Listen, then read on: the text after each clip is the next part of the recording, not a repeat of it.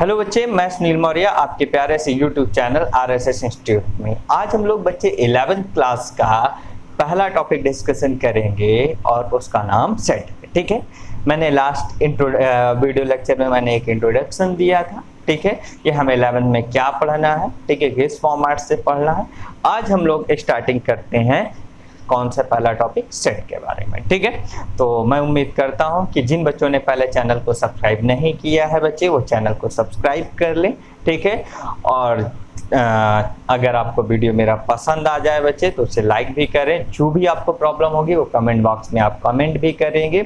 और दूसरी बात, जो भी बच्चे कॉपी और पेन लेके नहीं बैठे हो, पहले कॉपी और पेन लेके बैठो, बिकॉज आपको एक एक बातें नोट करते हुए चलना है। ठीक है, तो हम लोग पहला टॉपिक डिस्कशन करेंगे बच्चे, जिसे हम लोग क्या नाम देते हैं, सेट। ठीक है, सबसे पहली बात आती है कि what is the set. Set हमारा है क्या बच्चे। ठीक है, बहुत प्रैक्टिकल बेसिस में समझना कि what is the set, set हमारा है क्या।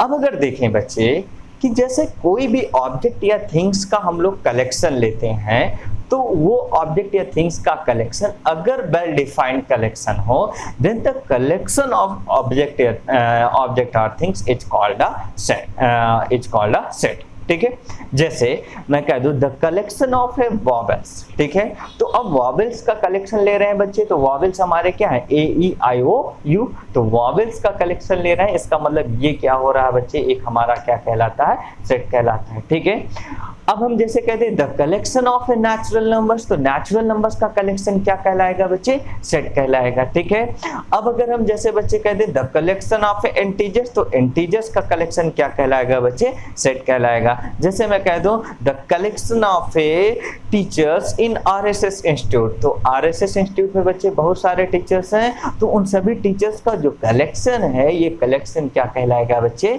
सेट कहलाएगा। ठीक है, अब जैसे मैं कह दूं the collection of a good teachers in A school. ठीक है, तो अब आप कहोगे सर अरे अब गुड टीचर्स इन ए स्कूल, ठीक है, आप कहोगे कि सर टीचर्स तो सारे गुड होते हैं। ठीक है, एग्जैक्टली बच्चे, अब हम यहां से बात को समझेंगे कि the collection of a teachers in a school, then this collection is called a set.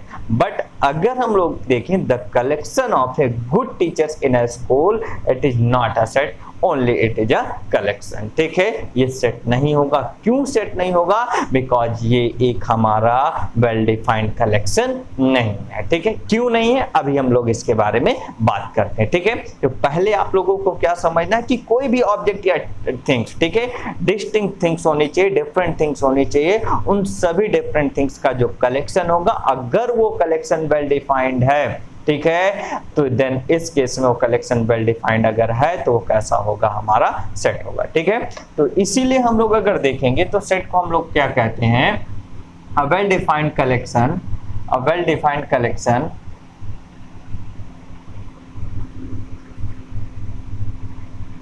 Of object, of distinct object, distinct object is called set।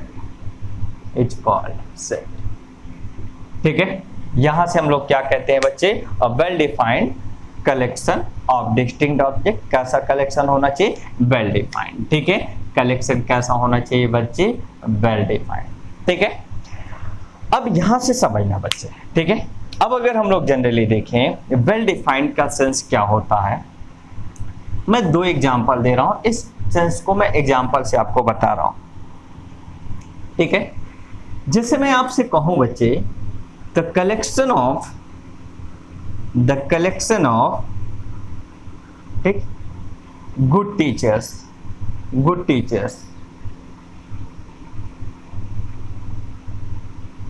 In school. ठीक है, और मैं आपसे कहूं the collection of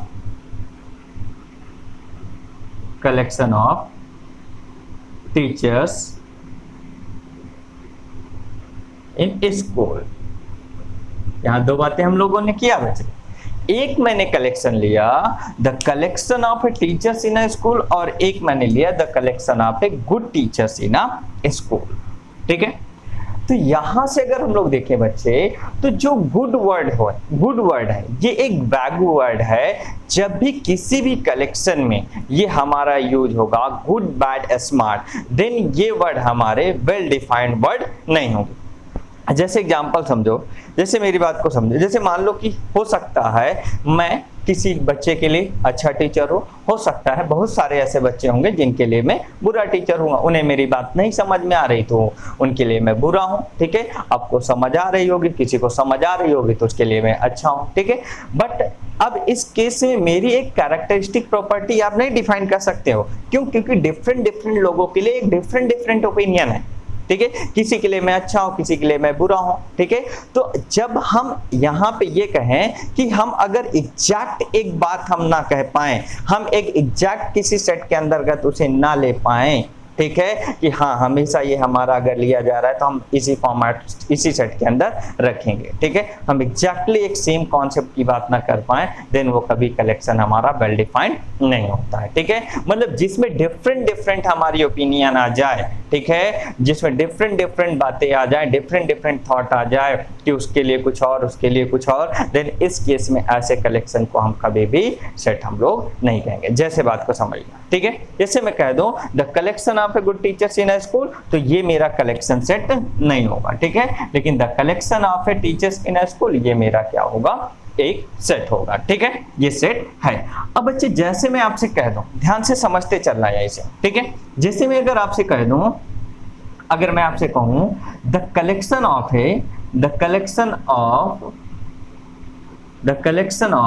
girls in school, ठीक है, the collection of girls in school, ठीक है। और मैं आपसे कहूं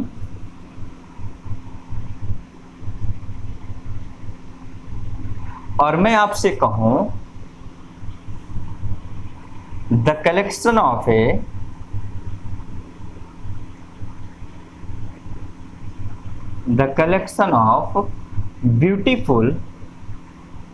beautiful girls in school, the collection of beautiful girls in school. अब ध्यान से समझना, यहां पे कौन सा वर्ड यूज हो गया, ब्यूटीफुल, ठीक है। जब भी किसी भी कलेक्शन में बच्चे, मैंने आपसे जस्ट अब इसके पहले क्या कहा था, जब भी beautiful word, good word, bad word, smart word, ठीक है, जो एक उसकी कैरेक्टरिस्टिक प्रॉपर्टी को डिफाइन करेगा, मतलब कोई उसकी कैरेक्टरिस्टिक प्रॉपर्टी को बताएगा, ऐसे वर्ड हमेशा वैगू वर्ड होते हैं, वो कभी भी कलेक्शन हमारा वेल डिफाइंड कलेक्शन नहीं होता, ठीक है। अब जैसे मान लो कोई लड़की है, लड़की के नाम पे तो फिर आपकी बात ही अलग हो जाती है, ठीक है। अब जैसे कोई भी लड़की है, ठीक है, स्कूल में है, अब आप देखोगे उसमें कुछ लड़कियां ऐसी होंगी जो किसी को अच्छी लगती होंगी, किसी को नहीं अच्छी लगती होंगी, ठीक है। मतलब उसमें देखोगे तो ब्यूटीफुल, किसी को ब्यूटीफुल लगती होंगी, किसी को नहीं लगती होंगी, मतलब उसे डिफरेंट ओपिनियंस आ जाएंगे, ठीक है। इसका मतलब क्या होगा कि हमें अगर देखें तो हर एक लड़की ब्यूटीफुल है और कोई भी लड़की ब्यूटीफुल नहीं, मतलब हम यहाँ पे कोई अपनी एक फिक्स्ड ओपिनियन नहीं दे सकते हैं, सबके लिए डिफरेंट ओपिनियन होगी। दैट मीन्स ये हमारा कलेक्शन वेल डिफाइंड नहीं होगा, तो ये कलेक्शन हमारा सेट नहीं होगा और हमारा ये कलेक्शन क्या होगा, सेट होगा, क्योंकि सिर्फ इसमें किसकी बात की गई, the collection of a girls in a school, ठीक है। जैसे हम लोग कहते हैं, ठीक है, the collection of a beautiful actresses in a Bollywood, ठीक है। अब बच्चे समझना, अब जो बॉलीवुड में हीरोइन बना हुआ है, एक्ट्रेस बना हुआ है, तो वो तो सभी की सभी सुंदर है, ठीक है। अब लेकिन अगर देखोगे तो किसी को कैटरीना कैफ पसंद आती है, किसी को अगर आप देखोगे तो दीपिका पादुकोण पसंद आती है, मतलब सबकी अपनी अलग अलग थिंकिंग है, ठीक है। ऐसा एग्जैक्ट नहीं है कि हाँ भाई सबको कैटरीना, सबको दीपिका, ऐसा कुछ है नहीं, ठीक है। सबकी अपनी अपनी क्या होगी, अलग अलग थिंकिंग होगी, सब अलग अलग, मतलब किसी को कोई और, किसी को कोई और, यही हमारा है। तो इसका मतलब क्या हुआ कि सब अपनी जगह ब्यूटीफुल है, सब हमें अगर देखें तो एक तरीके से हम कह दें कि सबके लिए वो सुंदर है, बस फर्क इतना है सोचने का तरीका सबका अलग है, ठीक है। सबकी अपनी अपनी एक थिंकिंग होती है। तो ऐसे कलेक्शन कलेक्शन को आप क्या करोगे, कभी भी बच्चे सेट के अंतर्गत नहीं रखोगे। समझ पाए होगे वेल डिफाइंड का कॉन्सेप्ट क्या हुआ।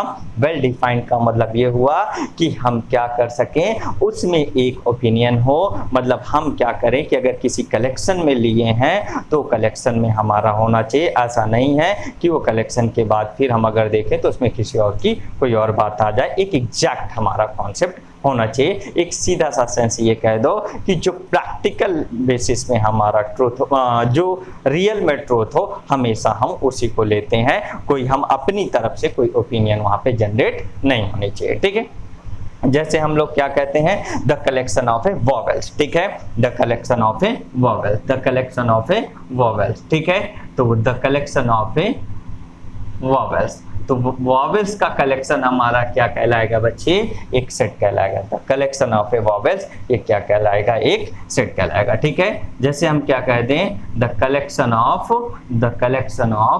Natural number, the collection of natural number, collection of natural number. ठीक है, तो ये भी क्या कहलाएगा, हमारा एक प्रकार का सेट कहलाएगा। ठीक है, मैं जैसे कह दूं the collection of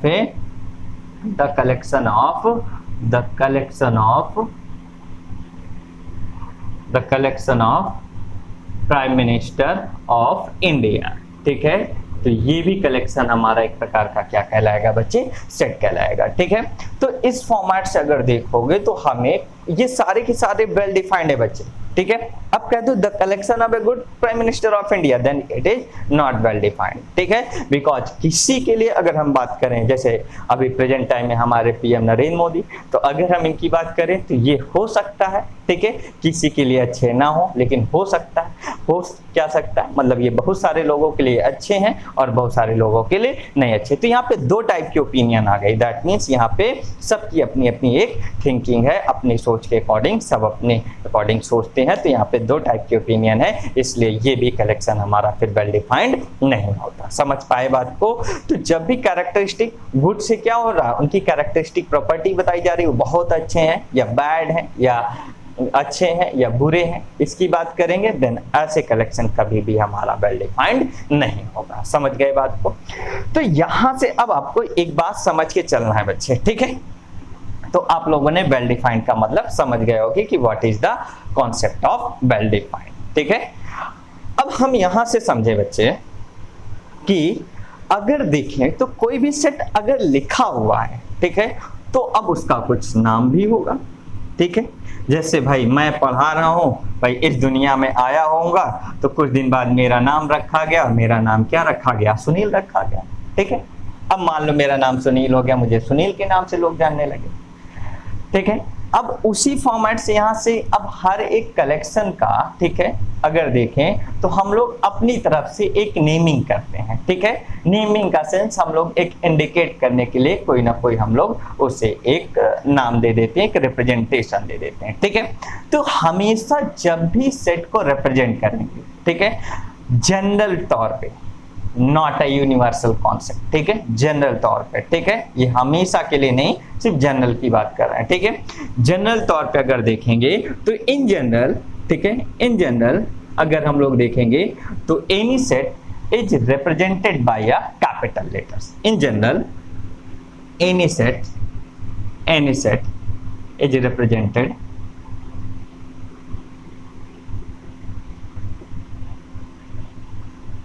by capital letters.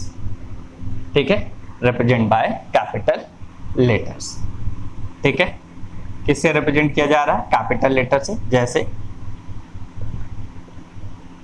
A, B हो गया, सी हो गया, डी हो गया, ई हो गया। समझ गए, ऐसे करके बच्चे हम लोग कैपिटल लेटर्स ले लेते हैं। ठीक है, अब आप यहां से बात को समझोगे कि जैसे अब कोई कलेक्शन लिया गया, तो कलेक्शन लिया गया तो डिफरेंट थिंग्स का लिया गया है, डिफरेंट ऑब्जेक्ट्स का लिया गया है। तो उन ऑब्जेक्ट को आप लोग एक नाम दे देते हो, उन्हें हम क्या कह देते हैं, एलिमेंट्स कह देते हैं या मेंबर कह देते हैं। हम क्या कहते हैं, उन्हें एलिमेंट्स कह देते हैं या मेंबर कह देते हैं। तो एलिमेंट्स को हम लोग स्मॉल, इन जनरल केसेस में एलिमेंट को हम लोग स्मॉल लेटर से रिप्रेजेंट कर देते हैं। ठीक है, and elements and elements of set is denoted by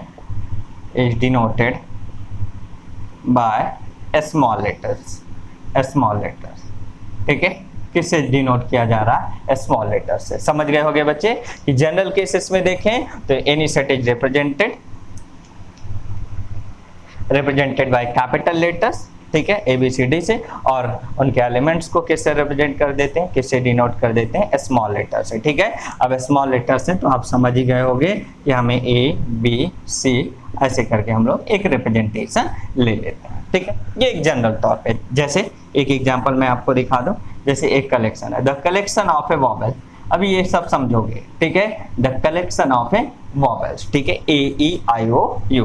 तो ये कलेक्शन हमारा क्या है देखोगे तो यहाँ AEIOU मतलब वॉवेल्स का कलेक्शन है। Then here AEIOU is called the elements and this collection is called the set A, ठीक है। और यही कलेक्शन हमारा क्या कहलाता है बच्चे? सेट ए। हमने इसे एक स्पेशली नाम दे दिया कि this collection is set A, ठीक है। इस कलेक्शन को हमने स्पेशली क्या नाम दे दिया बच्चे? सेट ए।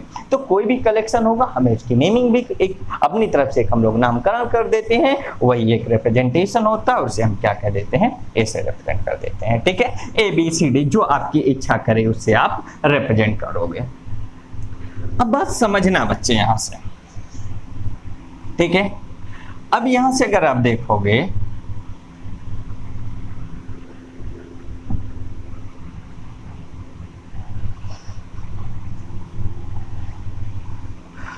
ध्यान से समझो आगे।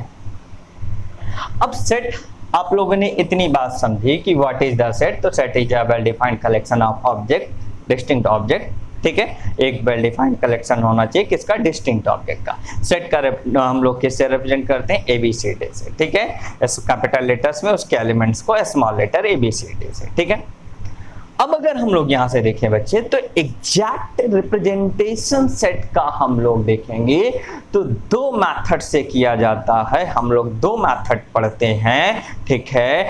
अगर देखें तो एक रिप्रेजेंटेशन हमें सेट का मिलता है टैबुलर फॉर्म या रोस्टर फॉर्म हमें मिलता है, एंड एक रिप्रेजेंटेशन हमें मिलता है सेट बिल्डर फॉर्म या जिसे हम क्या कहते हैं? प्रॉपर्टी मेथड भी कहते हैं। तो हमें एक और यहां से बात समझना है कि रिप्रेजेंटेशन हमें सेट का क्या मिलता है? तो दो रिप्रेजेंटेशन मिलता है, एक टैबुलर फॉर्म या हमें जिसे रोस्टर फॉर्म कहते हैं बच्चे, और एक प्रॉपर्टी मेथड जिसे हम लोग क्या कहते हैं? जनरली देखो सेट बिल्डर फॉर्म। क्या नाम देते हैं? Set builder form. एकदम आराम से मैं बता रहा हूं, चीजों को समझते हुए चलना, ठीक है, आपको याद करना है, ठीक है। तो हमें यहां से बच्चे क्या समझना है कि हम लोग सेट को किस फॉर्मेट से सेट का नोटेशन क्या होगा? दो फॉर्मेट से नोटेशन हम लोगों को समझना है, ठीक है। तो यहां से बात क्या समझना है? रिप्रेजेंटेशन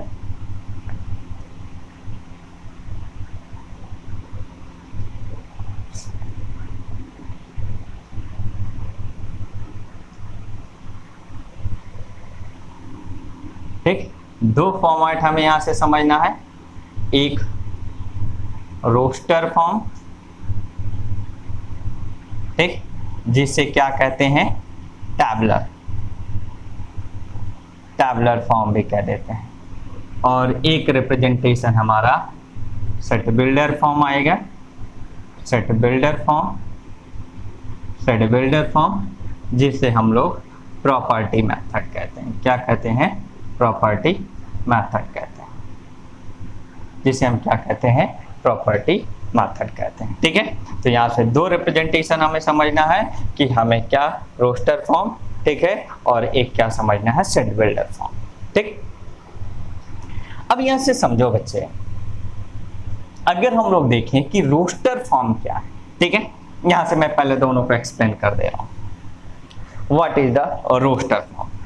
रोस्टर फॉर्म में क्या करते हैं कि कोई भी कलेक्शन हम लोग ले लेंगे, ठीक है, कोई भी कलेक्शन आपको मिलेगा, उस कलेक्शन को क्या करेंगे? कलेक्शन को कर्ली ब्रैकेट के अंदर कॉमा से सेपरेट करते हुए हम लोग क्या करेंगे, एलिमेंट्स को लिख के रिप्रेजेंट कर देते हैं। ठीक है, हम लोग क्या करेंगे, मेरी बात को फिर ध्यान से समझना। कोई भी हमें क्या मिलेगा यहां से अगर देखोगे तो कोई भी कलेक्शन होगा, उस कलेक्शन के एलिमेंट्स को कर्ली ब्रैकेट के अंदर कॉमा से सेपरेट करते हुए लिख के रिप्रेजेंट करते हैं। एनी कलेक्शन, अगर इस टाइप का रिप्रेजेंटेशन मिलेगा then this representation is called a roster form representation. ये रोस्टर फॉर्म रिप्रेजेंटेशन कहलाता है। मेरी बात फिर ध्यान से समझना। इन रोस्टर फॉर्म और टैबुलर फॉर्म या रोस्टर फॉर्म या टैबुलर फॉर्म हो बच्चे, क्या करते हो आप, सेट को कर्ली ब्रैकेट के अंदर कॉमा से सेपरेट करते हुए रख के आप लोग रिप्रेजेंट करते हो। ठीक है बच्चे, अब यहां से अगर देखें प्रॉपर्टी मेथड क्या होगा। ठीक, अब बात को यहां से समझना। पहले यहां से मैं कुछ बातें और बता दे रहा हूं। अब अगर देखो, जैसे आपने इसे क्या कहा, ए ई आई ओ यू, ये क्या है, इसके एलिमेंट्स हैं। तो यहां से अब एक रिप्रेजेंटेशन चलेगा बच्चे, इसे हम क्या कहेंगे, इसे हम लोग रिप्रेजेंट करने का एक तरीका है कि ए किससे बिलोंग कर रहा है, इस। ठीक है, तो ये किसका सिंबल है, बिलोंग्स टू का सिंबल है। किसका सिंबल है, बिलोंग्स टू का। तो a belongs to A, it is called a element. ये मेरा क्या कहलाता है बच्चे, एलिमेंट होता है। And this is called a set. ये क्या कहलाता है, सेट कहलाता है। ठीक है, तो हमेशा क्या होगा आपको बच्चे, अब जो भी एलिमेंट है वो कोई ना कोई सेट से बिलोंग करेगा। तो a belongs to A, e belongs to A, i belongs to A. तो यहां से अगर देखो तो हमारा क्या देखने को मिल रहा है बच्चे, ई भी किससे बिलोंग कर रहा है, ए से। अगर देखो तो आई भी किससे बिलोंग कर रहा है, ए से। ओ भी किससे बिलोंग कर रहा है, ए से। यू भी किससे बिलोंग कर रहा है, ए से बिलोंग कर रहा है। ये किसका सिंबल है, ये बिलोंग्स टू का सिंबल है। जैसे मैं कह दूं कि मैं कहां से बिलोंग कर रहा हूं, तो मैं प्रीतम नगर से बिलोंग कर रहा हूं। ठीक है, ठीक है, जो भी जहां से बिलोंग कर रहा है, तो कोई ना कोई एक रीजन से बिलोंग कर रहा है, तो हम वहां रह रहे हैं। इसका मतलब वो रीजन, हाँ, बहुत सारे पर्सन या बहुत सारे मेंबर्स होंगे, उनका एक कलेक्शन है, उनमें से एक मेंबर क्या हूं, मैं भी हूं। समझ पाए बात को। ठीक है, जैसे अगर हम कह दें, यहां से बात को समझना, जैसे मैं कह दूं India is the collection of state of India. ठीक है, तो अब इंडिया में बहुत सारे स्टेट हैं। ठीक है, उनमें एक हमारा स्टेट क्या है, उत्तर प्रदेश है। ठीक, तो यूपी क्या कर रहा है, इंडिया के अंदर बिलोंग कर रहा है। यूपी क्या कर रहा है बच्चे, इंडिया के अंदर बिलोंग कर रहा है। तो यूपी अगर देखोगे तो इंडिया अगर देखें एक प्रकार के सेट को रिप्रेजेंट कर रहा है, तो उसका एक प्रकार का क्या है, यूपी एलिमेंट है। समझ पाए बात को।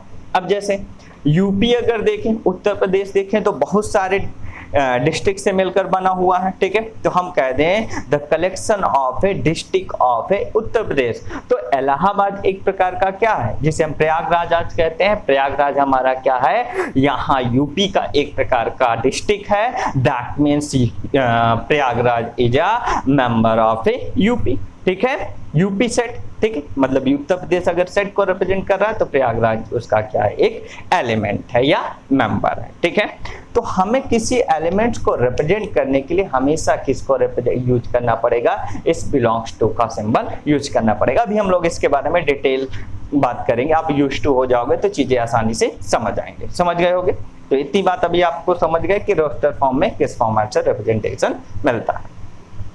अब बात समझ लो, कोई भी बच्चे कलेक्शन लिया जाएगा। ठीक है, तो उस कलेक्शन का कोई एक एलिमेंट है। मैं मान लेता हूं कोई एलिमेंट मेरे पास x है, उस कलेक्शन का कोई एक एलिमेंट है, और उस एलिमेंट को मैंने क्या नाम दे दिया, x नाम दे दिया। Each element having any characteristic property.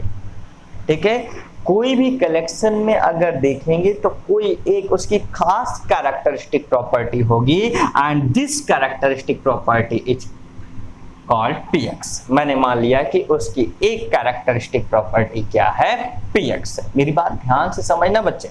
ठीक है, मैंने क्या लिया, any element is x and this element have a characteristic property x, px।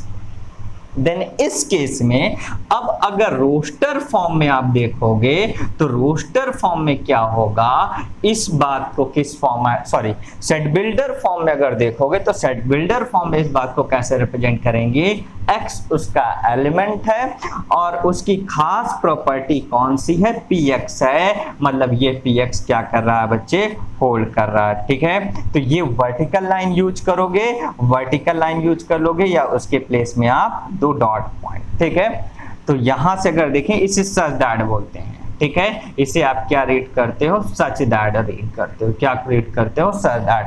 तो x such that px holds, इसे हम क्या कहते हैं, x such that px holds. ठीक है, मेरी बात को फिर ध्यान से समझना, यहां से अगर देखें तो कोई भी कार्य, अभी ये बात एकदम समझ में आएगा, अभी सिर्फ रिप्रेजेंटेशन समझो, अभी मैं सिर्फ आपको रिप्रेजेंटेशन समझा रहा हूं बच्चे, अभी मैं पूरा डिटेल बात कर रहा हूं। यहां कोई एलिमेंट x है, x एलिमेंट की कोई कैरेक्टरिस्टिक प्रॉपर्टी px है एंड px अगर प्रॉपर्टी है तो इस बात को अब इस किस फॉर्मेट में लिख सकते हैं, अगर हम इस सेट बिल्डर फॉर्म में देखेंगे तो a equal to x such that. ठीक है, ये सच दैट का सिंबल होगा या इसके प्लेस में वर्टिकल लाइन, दो में से कोई भी आप यूज कर लोगे, या तो ये वर्टिकल लाइन यूज करोगे। ठीक है, px होल्ड्स, ठीक, इस फॉर्मेट से आपको रिप्रेजेंट करना है। ठीक है, जैसे एक मैं यहीं पे एग्जांपल लिख दूं, जैसे एक बेसिक एग्जांपल आपसे मैं कह दूं, b equal to x that, ठीक है, x is a natural number, x is a natural number. ठीक है, या नेचुरल नंबर ना लिख के मैं ऐसे लिख रहा हूं, x is equal to 2n और n belongs to natural number, ये मैंने लिख दिया। ठीक है, अब इसका एलिमेंट x है और ये x एलिमेंट है और इसकी हम अगर देखेंगे तो प्रॉपर्टी क्या है, x is equal to 2n और ये n किससे बिलोंग कर रहा है, नेचुरल नंबर से बिलोंग कर रहा है। ठीक है, तो ये रिप्रेजेंटेशन क्या कहलाता है बच्चे, सेट बिल्डर फॉर्म रिप्रेजेंटेशन। ठीक है, या इसे हम लोग प्रॉपर्टी मेथड भी कहते हैं। ठीक है, इतनी बात पहले आपको बच्चे ध्यान से समझना है। ठीक, अब बात को समझो, अब हम लोग एक एक करके समझेंगे। अब हम लोग पहला डिस्कशन बच्चे यहां से समझें कि रोस्टर फॉर्म में कैसे हम लोग सारी बातें रिप्रेजेंट करते हैं।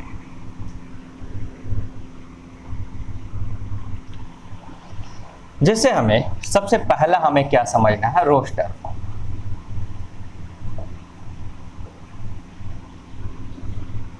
रोस्टर फॉर्म हमें समझना है। ठीक, तो रोस्टर फॉर्म में क्या काम करना है बच्चे, आपने देख लिया कर्ली ब्रैकेट के अंदर। ठीक है, अब क्या करना है, under this method, under this method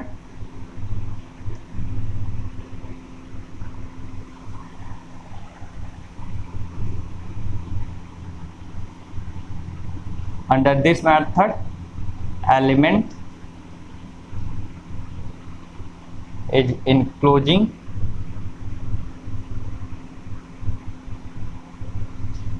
in curly bracket, in curly brackets। ठीक है, इसे हम लोग ऐसे रिप्रेजेंट करते हैं। ठीक है, कर्ली ब्रैकेट को रिप्रेजेंट करते हैं एंड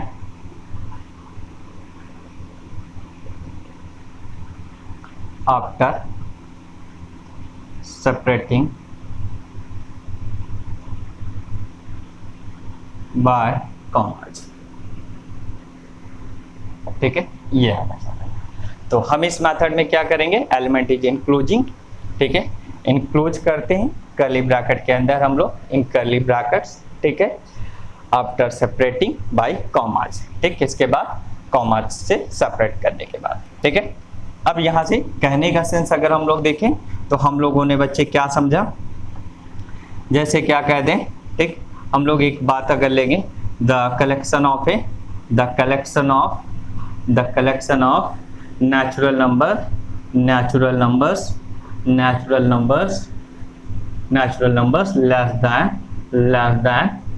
10। ये हमने अभी कलेक्शन देखा, एक प्रकार का सेट है। अगर इसे रोस्टर फॉर्म में लिख रहे हैं बच्चे तो हमें क्या समझना है, द कलेक्शन। ठीक है, of natural numbers less than 10, ठीक। तो अब हम लेस देन 10 से छोटी नेचुरल नंबर्स क्या होंगी, 1 होगा, 2 होगा, 3 होगा, 4 होगा, 5 होगा, 6 होगा, 7 होगा, 8 होगा, 9 होगा, 10 नहीं होगा। क्यों नहीं होगा, बिकॉज लेस देन 10 है। क्या है बच्चे, लेस देन 10 है, इसलिए हमारा 10 नहीं होगा, 10 नॉट इंक्लूडेड है, ठीक है। जैसे इसी फॉर्मेट से हम लोग क्या कह सकते हैं, एक और एग्जांपल देख लें बच्चे। जैसे हम कह दें the collection of prime numbers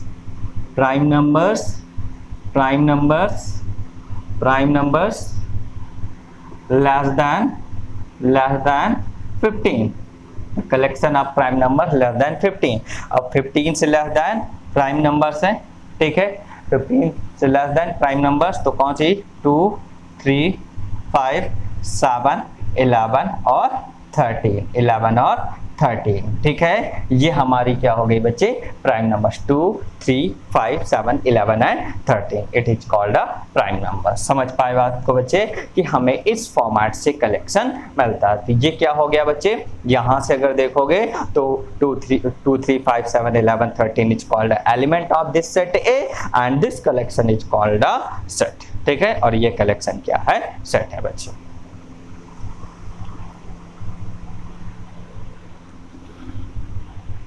अब यहां से इसी फॉर्मेट से जैसे बच्चे अब आपको समझना है कि जब हमारे पास रोस्टर फॉर्म में कोई कलेक्शन मिलेगा, ठीक है, जैसे मैंने कहा the collection of even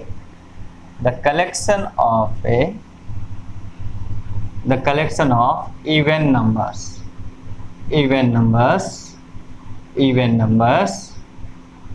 less than 10, ठीक है। ये मेरे पास कलेक्शन मिल गया, A equal to the collection of even numbers less than 10। तो यहां से अगर देखें तो 10 से लेस देन इवन नंबर्स क्या होगा, 2, 4, 6, 8, ठीक है, 2, 4, 6, 8, ये हमारी क्या हो गई, इवन नंबर 2, 4, 6, 8, ठीक। अब यहां से अगर हम लोग देखें बच्चे तो 2, 4, 6, 8 हमें क्या मिल गई, इवन नंबर्स मिल गई। अगर 2, 4, 6, 8 का कलेक्शन हम देखेंगे तो 10 से लेस देन हमें इवन नंबर्स क्या मिलेंगे, 2, 4, 6, 8। तो हमें ये क्या मिल गया, एक ये किस फॉर्मेट में रिप्रेजेंटेशन हो जाएगा, रोस्टर फॉर्म में। हमें 2, 4, 6, 8 मिल गया, कॉमा से सेपरेट कर दिया, ये रिप्रेजेंटेशन क्या हो गया, रोस्टर फॉर्म रिप्रेजेंटेशन। अब यहाँ पे बात को जो मैं बताने वाला हूँ उसे ध्यान से समझना, वो आपके लिए इंपॉर्टेंट है। अब बच्चे ध्यान से अगर देखें तो 2 किससे बिलोंग कर रहा है, ए से, ठीक है। 4 किससे बिलोंग कर रहा है बच्चे, ए से, एंड 6 किससे बिलोंग कर रहा है, ए से, एंड 8 किससे बिलोंग कर रहा है बच्चे, ए से। 8 किससे बिलोंग कर रहा है, ए से।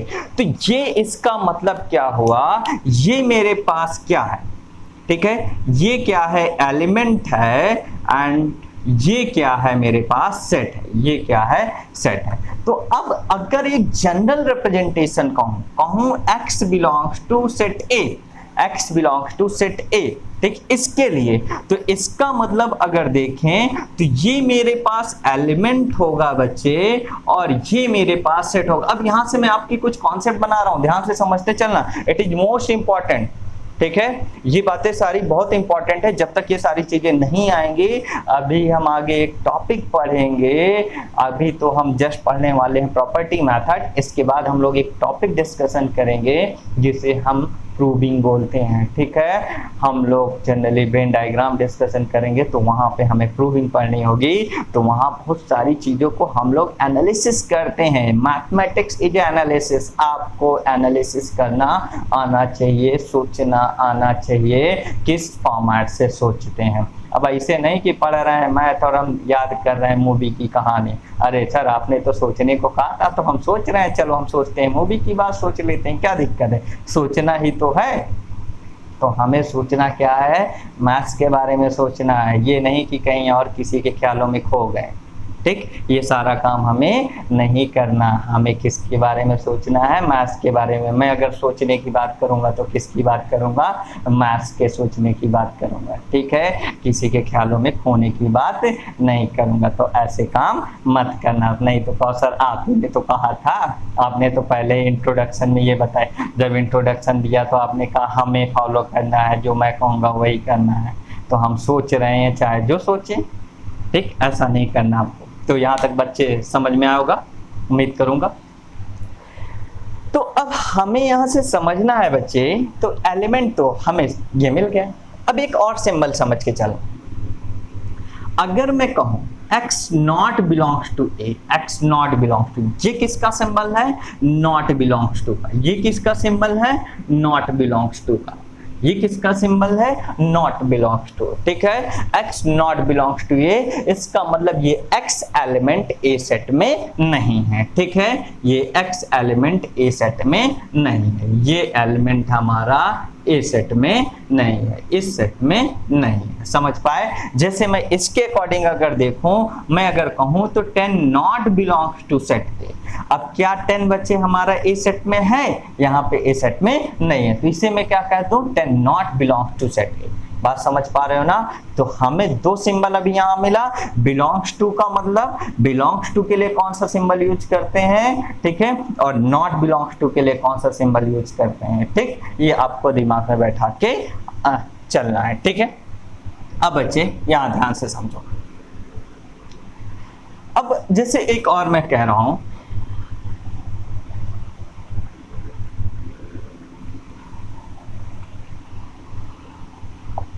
पूरे रोस्टर फॉर्म रिप्रेजेंटेशन में अब हमें दो बातें हमारे लिए इंपॉर्टेंट हैं, ठीक है। पहली बात बच्चे ध्यान से समझ के चलना है कि कभी भी कोई भी कलेक्शन लिया जाए, देखो मैंने स्टार्टिंग में ही लिखा था, a well defined collection of A distinct object, distinct word use किया था। इसका मतलब कोई भी कलेक्शन में कभी सेम टाइप के ऑब्जेक्ट का यूज नहीं करते हैं, कभी सेम टाइप के ऑब्जेक्ट का यूज नहीं करते हैं। तो आपको पहला एक पॉइंट दिमाग में बैठा के क्या चलना है बच्चे, कि हम कभी भी कोई भी कलेक्शन लेंगे, लेकिन उस कलेक्शन में कभी भी हम लोग सेम टाइप के ऑब्जेक्ट नहीं लेंगे। हमेशा कैसे होने चाहिए, डिस्टिंक्ट ऑब्जेक्ट होना चाहिए। जैसे अगर मैं आपसे कह दूं बच्चे कि a इक्वल टू 1, 2, 2, 3, तो अभी यहाँ 2 हमारा 2 बार रिपीट हुआ है, तो आप इसे क्या करोगे बच्चे, एक बार लिखोगे। आप इसे क्या करोगे, एक बार लिखोगे, और ये क्या है 1, 2, 3। कभी भी रिपीटिशन अलाउड नहीं होता है, ठीक है। तो आपको पहले केस में क्या बात समझ के चलना है, पहला पॉइंट क्या है, रिपीटिशन नॉट अलाउड, ठीक है।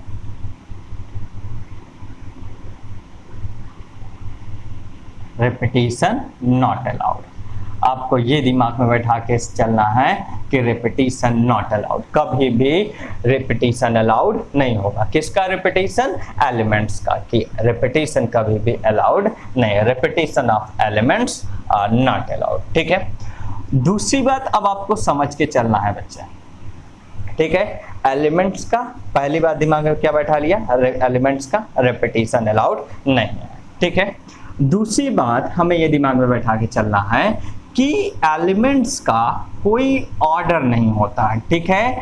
आप किसी भी ऑर्डर में चाहो तो इसे इस तरीके से लिख सकते हो, चाहो तो इसे इस तरीके से लिख सकते हो, चाहो तो आप इसे इस तरीके से लिख सकते हो। तीनों सेम सेट हैं, तीनों हमारे क्या हैं, सेम सेट हैं, ठीक है। मतलब यहाँ पे that means the elements of A set will be in any order, ठीक है। हम किसी भी ऑर्डर में एलिमेंट हमारे हो सकते हैं, ठीक है। हम यहाँ पे कोई फिक्स ऑर्डर नहीं होता कि उसे इंक्रीजिंग में ही रखना है या उसे डिक्रीजिंग में ही रखना है, ठीक है। तो वो किसी भी ऑर्डर में हमारे हो सकते हैं, आइदर इंक्रीजिंग और डिक्रीजिंग, ठीक है।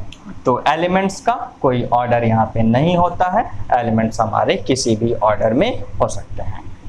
तो यहाँ से लिख लो, in roster form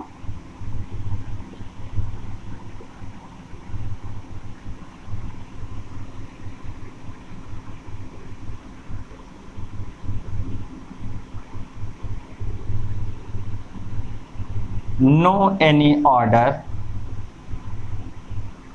order of elements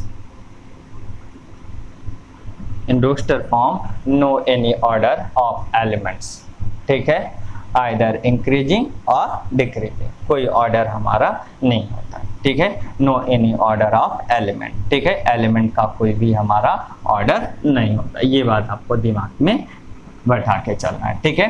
तो हमें यहाँ पे कोई भी ऑर्डर नहीं होगा, ठीक। जैसे आप बात को और समझ सकते हो, जैसे एक एग्जांपल और ले लें, जैसे बच्चे ए, तो हम अगर देखें तो ए ई आई ओ यू, ठीक है, तो यहाँ से अगर देखें तो हमारा, अगर देखें तो हम इसे ई ए ओ आई यू ये भी कह सकते हैं, अगर हम इसे देखें तो हम इसे ओ आई ए ई यू हम कुछ भी कह सकते हैं, इस फॉर्मेट से हम कुछ भी कह सकते हैं। तो इस तरीके से आपको बच्चे दिमाग पे बैठा के चलना है। तो दो इंपॉर्टेंट बातें आपको क्या सीखने को मिले कि हमें यहाँ पे एलिमेंट का रिपीटिशन अलाउड नहीं होता है, दैट मीन्स कोई भी एलिमेंट एक बार से ज़्यादा यूज नहीं होगा। दूसरी बात क्या सीखने को आपको मिला कि एलिमेंट का कोई ऑर्डर ही नहीं होता सेट में, आप चाहे इंक्रीजिंग में लिखो चाहे डिक्रीजिंग में लिखो, सिर्फ हमें इससे मतलब है वो एलिमेंट उस सेट के अंदर होने चाहिए, बस इससे मतलब है। कहाँ लिखा है कोई उससे मतलब नहीं है। जैसे एक टीचर के लिए स्टूडेंट क्लास में होना चाहिए, वो कहाँ बैठा है उससे कोई मतलब नहीं। अगर 40 क्लास में स्टूडेंट हैं तो 40 स्टूडेंट बैठने चाहिए, उनका ऑर्डर कोई भी हो सकता है, उससे कोई लेना देना नहीं होता है, ठीक है। वही बात यहाँ पे हमें समझना है, ठीक है बच्चे। उम्मीद करता हूँ इतनी बात आप लोग समझ गए होंगे, ठीक है। तो अब यहाँ से एक छोटा सा क्वेश्चन है, तो अगर हम लोग बच्चे एक क्वेश्चन देखें तो क्वेश्चन क्या है समझना, right the set in roster form, write the set in roster form, ठीक है। सेट हमारे पास क्या है, क्वेश्चन सेट हमारे पास कह रहा है the collection of letters of the word RSS, ठीक है। हमारे पास RSS कोई वर्ड है, इस वर्ड के लेटर्स का हमें कलेक्शन लेना है बच्चे, ठीक है। अब अगर हम लोग यहाँ से देखें, मैं इसे कोई ए सेट नाम दे दूँ, तो अगर हम लोग इसका कलेक्शन देखें तो इसमें कौन कौन से लेटर्स है, आर है, एस है, एस है, तो इसका मतलब एक आर होगा और एक एस होगा, क्योंकि एस 2 बार आया है तो एक ही बार लेंगे, because repetition is not allowed in a set, ठीक है, रेपिटेशन अलाउड नहीं है, ठीक है। तो हमें इसका रोस्टर फॉर्म क्या होगा, ये बनेगा। जैसे इसी फॉर्मेट से अगर हम लोग ले लेते हैं the collection of letters of the word mathematics, mathematics, mathematics, ठीक है। मैथमेटिक्स वर्ड के लेटर्स का हमें कलेक्शन लिखना है, ठीक है।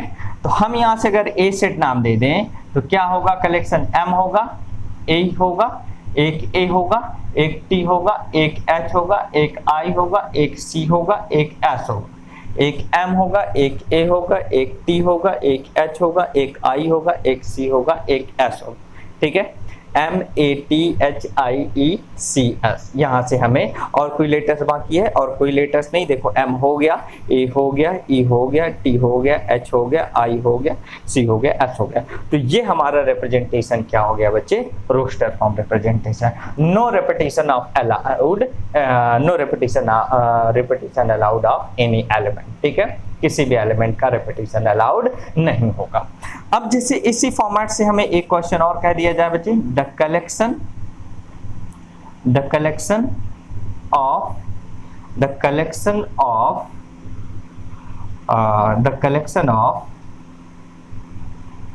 numbers which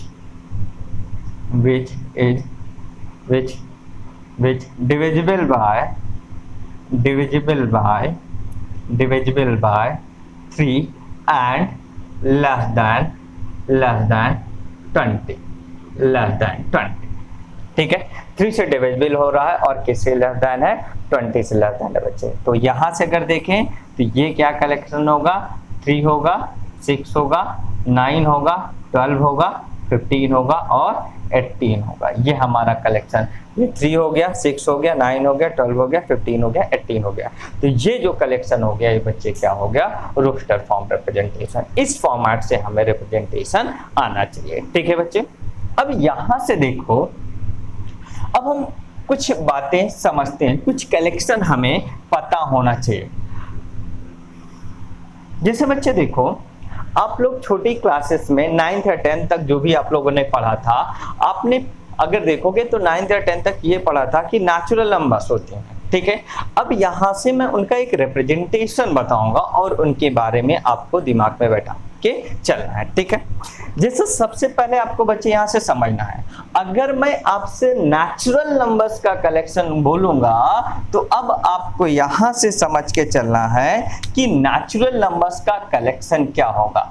नेचुरल नंबर्स के कलेक्शन को कैपिटल एन से रिप्रेजेंट किया जाता है और ये क्या होती हैं, 1 2 3 4 5 6 7 8। इस फॉर्मेट से हमें नेचुरल नंबर्स मिलते हैं। नेचुरल नंबर्स क्या, हम लोग कहां से स्टार्ट करते हैं, 1 से स्टार्ट करते हैं, काउंटिंग नंबर्स भी बोल देते हैं। ये कहां से स्टार्ट होती है, 1 से स्टार्ट होती है। यहां पे जो बात आपको समझना है बच्चे, उसे ध्यान देना। ठीक है, मैं आपसे कह रहा हूं बच्चे कि नेचुरल नंबर्स हमारी ये होती हैं। ठीक है, ये n से बिलोंग करती है।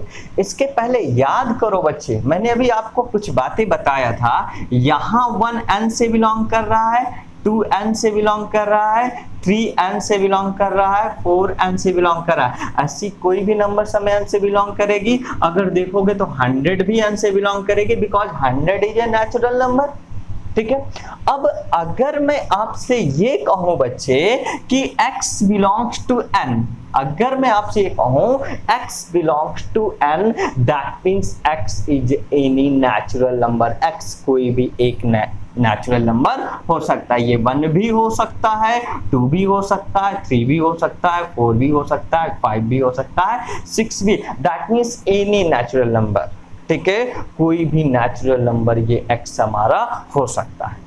बात समझ पा रहे हो ना बच्चे, बहुत ध्यान से समझना। मैं सब आपके कॉन्सेप्ट बिल्ड कर रहा हूं, मैं सारे एक एक बातें बता रहा हूं छोटी छोटी, जो हमें आनी चाहिए। ठीक है, इनके बिना हमारा काम नहीं होने वाला बच्चे। तो मेरी बात फिर ध्यान से समझना, the collection of a natural numbers. ठीक है, हमें किस फॉर्मेट से लिखना है, कैपिटल एन से लिखना है। जैसे कैपिटल एन से रिप्रेजेंट किया जाता है, जहां पे भी पूरी मैथमेटिक्स में कैपिटल एन मिलेगा, ये हमारा नेचुरल नंबर्स का कलेक्शन होगा बच्चे। समझ पाए बात को। अब x बिलोंग्स टू n आपको जहां मिलेगा तो आप क्या समझोगे, ये क्या लिखा हुआ है कि x कोई नंबर है, वो किससे बिलोंग किया गया है, नेचुरल नंबर से बिलोंग किया गया है। दूसरी बात समझना, एक होता है बच्चे होल नंबर, आप पढ़े हो, आपको अच्छे से पता है। होल नंबर का कलेक्शन क्या होगा, 0 से स्टार्ट होगा, 0 1 2 3 4 5 6 ऐसे करके कहां तक, आगे इनफाइनाइट तक, मतलब जहां तक हम लोग सोच सकें। ठीक है, काउंटिंग नंबर्स हम लोग आगे जहां तक लेना चाहे ले सकते हैं। ठीक है, तो हम बात समझना।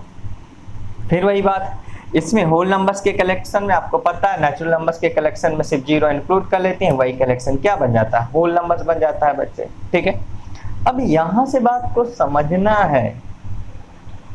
ठीक, क्या समझना है। ठीक, यहां से अगर हम लोग देखें तो हमें क्या समझ के चलना है बच्चे कि अगर मैं कहूं 0 W से बिलोंग कर रहा है तो ये तो इसका एक एलिमेंट है, और W क्या है, सेट है। 1 अगर देखें तो W से बिलोंग कर रहा है, 2 देखें तो W से बिलोंग कर रहा है, 3 देखें तो W से बिलोंग कर रहा है। तो कहने का मतलब, अगर कहीं बच्चे ये लिखा है x बिलोंग्स टू W, तो इसका मतलब मैं किसी में बात कर रहा हूं, इसका मतलब क्या हुआ कि x मेरा 0 हो सकता है, 1 2 3 4 कोई भी हमारा एक होल नंबर हो सकता है। ये बात दिमाग में बैठा के रखना है। ठीक है, मतलब इनफाइनाइट तक अगर देखें, डॉट डॉट का सेंस ये इनफाइनाइट तक जाएगा, और इनफाइनाइट तक जो भी हमारी नंबर्स होंगी सारी नंबर्स हो सकता है। ठीक है, बात समझ पा रहे हो बात को। ठीक, तो यहां से अगर हम लोग इसी फॉर्मेट में और देखें, जैसे हमारा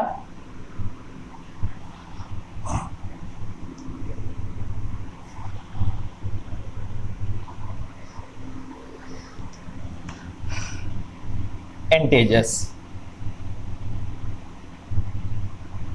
इंटीजर्स को बच्चे आई या जेड से रिप्रेजेंट करते हैं। किससे रिप्रेजेंट करते हैं? आई या जेड से। ये क्या होती हैं आप अच्छे से समझ रहे होगे। -4, -3, -2, -1, 0, 1, 2, 3 और ये हमें कुछ इस फॉर्मेट से इंटीजर्स नंबर मिलते हैं।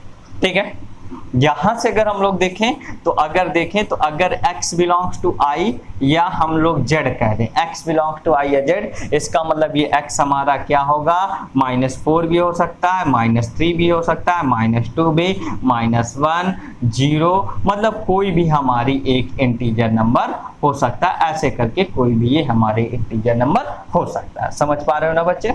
इसी फॉर्मेट से अगर हम लोग देखें तो आप लोग जानते हो इंटीजर नंबर को हम लोग अगर देखें दो पार्ट में डिवाइड करते हैं। One is called positive integers and other is called negative integers. तो पॉजिटिव इंटीजर्स को i प्लस या z प्लस से रिप्रेजेंट करते हैं। किससे रिप्रेजेंट करते हैं? i प्लस या z प्लस से रिप्रेजेंट करते हैं। एंड i प्लस का कलेक्शन क्या होता है बच्चे?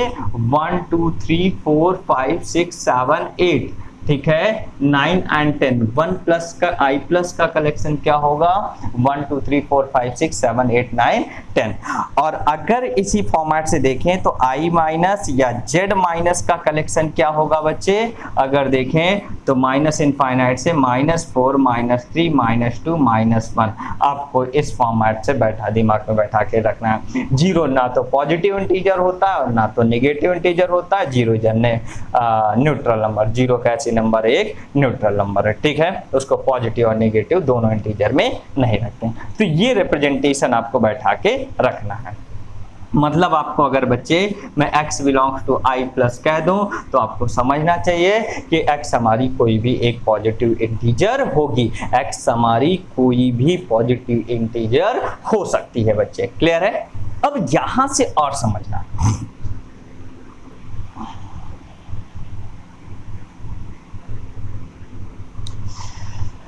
इसी फॉर्मेट से हमें और समझना बच्चे रैशनल नंबर।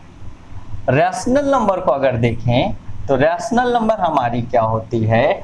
आप लोग अच्छे से समझ चुके हो, जानते हो, सब 10th क्लास में पढ़ा है। ठीक है, रैशनल नंबर को कैपिटल Q से रिप्रेजेंट किया जाता है and this number is in the form of P by Q।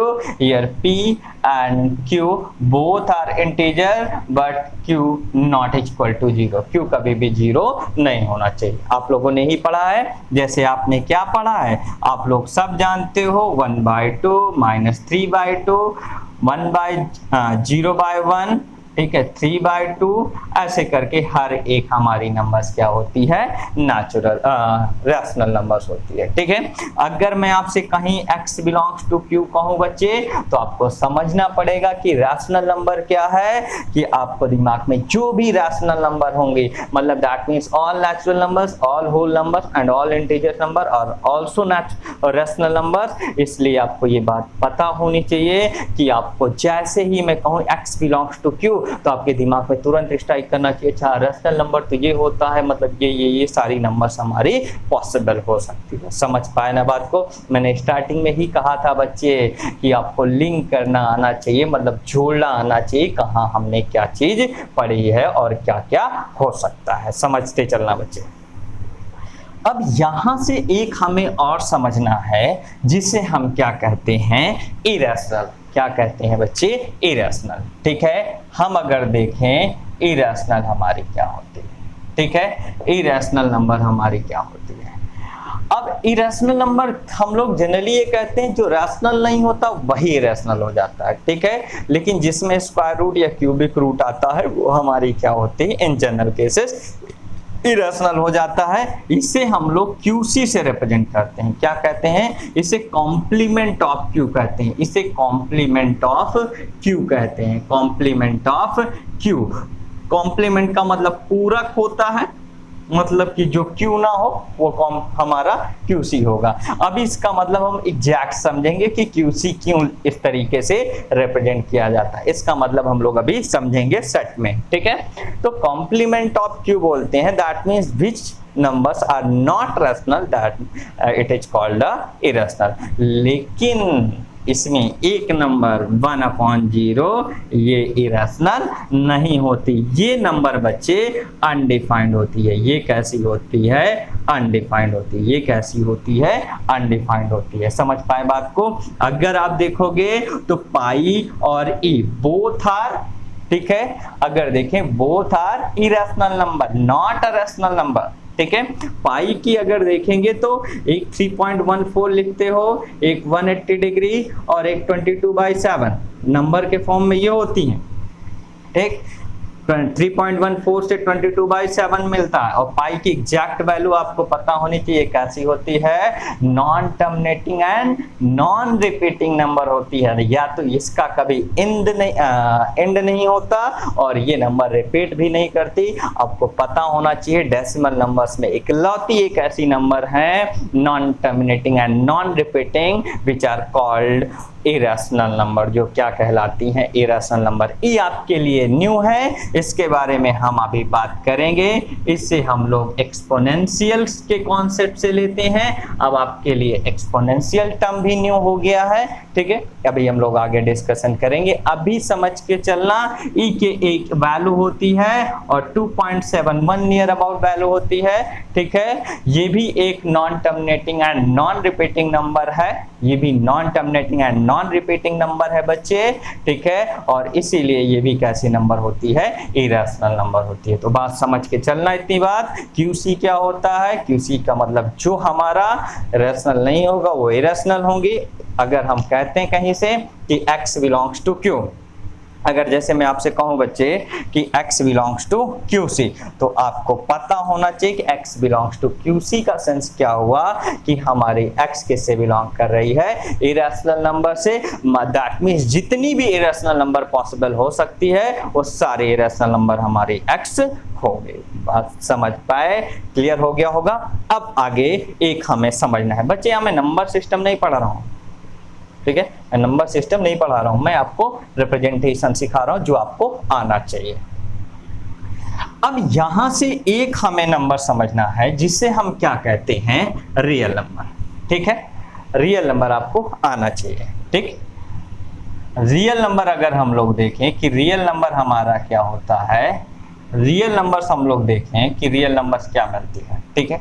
Real number को बच्चे आर से रिप्रेजेंट करते हैं, कैपिटल आर से, ठीक है। और ये रैशनल और इरेशनल दोनों नंबर्स को मिला के बनता है। रैशनल और इरेशनल दोनों नंबर्स को मिला के बनता है। अब ये आपके लिए एक न्यू सिंबल है, इसे यूनियन बोलते हैं। इसे क्या बोलते हैं? यूनियन। यूनियन का मतलब मिला देना। यूनियन का मतलब मिला देना, सबको मिला देना। रैशनल और इरेशनल नंबर्स का जो कलेक्शन होता है it is called a real number. समझ पाए बात को? मतलब रियल नंबर में सारी नंबर्स आ जाएंगी बच्चे, -√3, -1/2, -√3/2, 1/2, 1, 3, 4, ठीक है, -3, हर एक पाई ई हर एक नंबर हमारा रियल नंबर्स में आ जाएगी। अगर मैं आपसे कहूं x belongs to r, then आप समझ के चलना कोई भी रियल नंबर हमारा x पॉसिबल हो सकता है। तो समझ पाए बच्चे? तो आपको आज क्या क्या सीखने को मिला? What is the set and how to represent the set, ठीक है। हम सेट को कैसे डिनोट करते हैं, इतनी बात आपने देखा। इसके बाद आपने क्या देखा? सेट का रिप्रेजेंटेशन दो फॉर्मेट से करते हैं। एक फॉर्मेट आपने देखा रोस्टर फॉर्म, और रोस्टर फॉर्म को ही हम क्या बोलते हैं बच्चे? टैबुलर फॉर्म बोलते हैं। क्या बोलते हैं? Tabular form. और एक दूसरा रिप्रेजेंटेशन जिसे क्या बोलते हैं? Set builder form, and it is also called property method, ठीक। तो अभी हम लोगों ने इतनी बात सिर्फ किसके बारे में किया है? रोस्टर फॉर्म के बारे में किया है। आगे हमारा नेक्स्ट डिस्कशन होगा, जो नेक्स्ट वीडियो में आपको मिलेगा बच्चे, interval and set builder form के बारे में concept, what is the interval, ठीक है, इंटरवल क्या होता है, ब्रैकेट्स कितने फॉर्मेट के मिलते हैं, ये सारी बातें करेंगे। अभी तो स्टार्टिंग है, आगे आगे देखो होता है क्या। बच्चे बहुत सारी बातें हैं, अब तो हमने स्टार्ट किया है, ठीक है, हम बहुत सारी चीजें पढ़ेंगे। आप कहोगे यार ऐसा भी कुछ होता था क्या, ठीक, सारी चीजें न्यू मिलेंगी, कुछ भी ऐसा नहीं होगा जो आपने पढ़ा होगा 11th में, 11 से पहले, ठीक है। बस ध्यान से बातों को समझते चलना। हाँ, एक दो बात मैं आपको बता दूं, कहीं स्पेलिंग मिस्टेक हो जाए उसे इग्नोर मारना, बिकॉज मैं मैथमेटिक्स पढ़ा रहा हूँ, मैं लिखते समय स्पेलिंग नहीं देखता क्या लिख रहा हूँ, ठीक है, इसे इग्नोर मार देना, बाई चांस, रेयर केस में, वैसे मिस्टेक नहीं होगा, बाई चांस। दूसरी बात, राइटिंग, ठीक है, जहाँ पे समझ नहीं आएगा, ठीक है, कह देना, उस वीडियो में बता देना, कमेंट कर देना, सर और साफ साफ लिखिए, मैं लिखूंगा, साफ साफ लिखने का प्रयास कर रहा हूँ, ठीक है। दो तीन चीजें आप दिमाग में बैठा के चलना, आएगा हर चीज, मैं सारी चीजें प्रयास कर रहा हूँ, सब बेटर देने की कोशिश कर रहा हूँ, बट थोड़ा सा टाइम लगेगा बच्चे, आपको मेरे लिए एक काम करना है, ठीक है। फिर बच्चे मैं आपसे वही बात कहूँगा, जो भी बच्चे आपके जो भी फ्रेंड सर्कल में हैं, प्लीज आप मेरे चैनल को उनसे सब्सक्राइब कराएं, ठीक है, आप भी सब्सक्राइब करें, उनसे भी सब्सक्राइब कराएं, ठीक है, लाइक और कमेंट भी करते चलो, मुझे बताते भी चलो सर क्या दिक्कत है, क्या कमी है, ठीक है, उन सारी चीजों को मैं दूर करूंगा, ठीक है। इतना काम बच्चे आपको मेरे लिए करना है, जितना ज्यादा से ज्यादा लोगों को आप बताओगे, उतना ज्यादा से ज्यादा सब्सक्राइबर बढ़ाओगे, उतना मेरे लिए भी अच्छा है, ठीक है। अब इतनी मेहनत कर रहा हूँ, इतना काम आपको मेरे लिए करना है, ठीक है। बेस्ट से बेस्ट देने की, मतलब पूरा कंप्लीट मैथमेटिक्स 11th का मैं आपको दूंगा और बेस्ट से बेस्ट देने की कोशिश करूंगा। अच्छा, एक बात और बच्चे देखोगे तो मेरा 11th मैथमेटिक्स का बच्चे कई पार्ट में जाएगा, ठीक है। जैसे मैंने सेट स्टार्ट किया तो सेट आप देखोगे करीब 20 पार्ट होंगे इसके, ठीक है, मिनिमम 20 पार्ट जाएगा, नो डाउट उसमें, मिनिमम 20 पार्ट अगर होगा तो कम से कम 18 तो जाने ही है, 15 से 18 के बीच तो जाने ही जाने हैं, ठीक है, मैं 20 मान के चल रहा हूँ। अब अगर देखोगे बच्चे तो इसमें मैं आपको बताऊंगा किसी वीडियो में, ठीक है। अब जैसे मेरा थंबनेल होगा तो उसमें लिखा होगा कि ये 11th क्लास के लिए है, ठीक है, ये IIT मेंस के लिए भी है, एडवांस के लिए भी है, ठीक है। जो टॉपिक में 11th क्लास नहीं लिखा होगा, सिर्फ लिखा होगा IIT मेंस और एडवांस, ठीक है, तो बच्चे उस वीडियो को वही बच्चे केवल देखें जिनको IIT मेंस और एडवांस का भी एग्जाम देना है, ठीक है। जिन्हें मेंस और एडवांस नहीं देना है उन्हें पढ़ने की कोई ज़रूरत नहीं है उन वीडियोज को, ठीक है। तो आपको उसमें सारी चीज़ें लिखी रहेंगी, क्योंकि बच्चे आपको बता दो 11th का सिलेबस छोटा है और मेंस और एडवांस का सिलेबस बड़ा है, ठीक है। पहले मेरा पूरा का पूरा प्रयास है कि मैं आपको पूरा कंप्लीट 11 दे दूं, ठीक है। पहले मैं पूरा 11 सेट दूंगा, सेट पूरा 11 का पढ़ाऊंगा, फिर उसके बाद सेट में जो भी एक्स्ट्रा चीजें हैं उनका अलग पार्ट बना के मैं चीजों को डिस्क्राइब करूंगा, जिससे जो बच्चा सिर्फ 11th के बारे में पढ़ रहा है उसको कोई प्रॉब्लम ना हो, ठीक है। क्योंकि यार अब सबका विजन तो होता नहीं कि मुझे इंजीनियर बनना है, मुझे IITian बनना है, कुछ का विजन है, कुछ का विजन नहीं है, ठीक है। कुछ तो इसमें बहुत सोच के रखे होंगे, अरे बस गुरुजी किसी तरीके से 12th पास हो जाएं, 12th पास करने के बाद हमें तुरंत नौकरी चाहिए, हम तो कंपटीशन एग्जाम की प्रिपरेशन करेंगे। बहुत सारे ऐसे भी बच्चे सोच रखते होंगे, ठीक है। तो सबका अपना अपना पॉइंट ऑफ व्यू है, मैंने पहले भी बता दिया है, सबकी अपनी अपनी थिंकिंग है, ठीक है। बट आपका एक फिक्स्ड एम होना चाहिए, आपको किस डायरेक्शन में जाना है, ठीक है, और जिस डायरेक्शन में जाना है उसमें आपको ये देखना पड़ेगा, मैं टाइम टू टाइम बताता चलूंगा कि किस डायरेक्शन के लिए कितनी मेहनत है और क्या करना पड़ेगा आपको, ठीक है। अगर आप उतना एफर्ट करोगे तभी आप सक्सेस होगे, अगर एफर्ट नहीं करोगे तो आप सक्सेस नहीं होगे, ये दिमाग में बैठा के चलना, ठीक। लेकिन एक बात और समझ के चलना बच्चे, कोई भी कंपटीशन एग्जाम अब आसान नहीं रह गया है अगर आप हार्ड वर्क नहीं करते। तो सबसे पहला hard work is most important, ठीक है। और सबसे बड़ी बात, आपको सेल्फ कॉन्फिडेंस भी होना चाहिए, इतनी बात दिमाग में बैठा के चलना। तो ये वीडियो आज का कंटेंट इतना ही है, आगे आपको नेक्स्ट वीडियो में हम लोग डिस्कशन करेंगे इंटरवल के बारे में। ओके बच्चे।